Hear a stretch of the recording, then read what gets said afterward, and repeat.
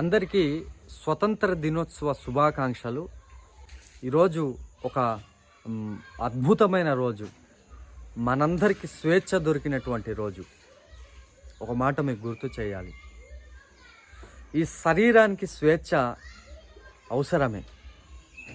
స్వేచ్ఛ లేకపోతే బానిసత్వపు బ్రతుకులు మనం ఉంటే అది ఎంత భయంకరమైనటువంటి పరిస్థితియో మనకి తెలుసు. అయితే ఒక మాట ఏంటంటే, క్రీస్తు మనలను స్వతంత్రులుగా చేశాను. బానిసత్వం నుండి, చెర నుండి, పాపము నుండి, పాపములో బందీ అయిపోయినటువంటి మనలను తన ప్రాణాన్ని అర్పించి, తన రక్తాన్ని చిందించి, హింసను అనుభవించి, మన కొరకు తన రక్తమును క్రయధనముగా ఇచ్చి మనలను స్వతంత్రులుగా చేయటం జరిగింది.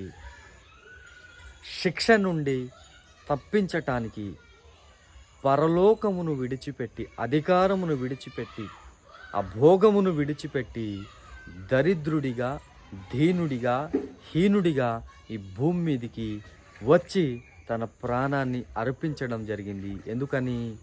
మనలను స్వతంత్రులుగా చేయటానికి, ఆ పాపపు కట్ల నుండి మనలను విడిపించటానికి ఆయన తన ప్రాణాన్ని అర్పించటం జరిగింది.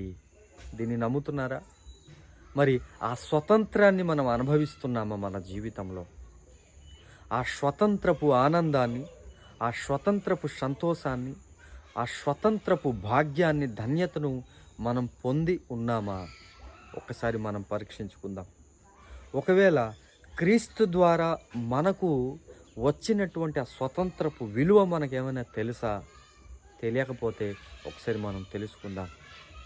యేసుక్రీస్తు ప్రభు తన రక్తమును ఇచ్చి మనలను స్వతంత్రులుగా దేని నుండి చేసాడు అంటే, పాపము నుండి, ఆ నరకము నుండి మనలను విడిపించి మనలను స్వతంత్రులుగా చేశాడు. స్వతంత్రులుగా చేసి మనకిచ్చిన హక్కు ఏంటి?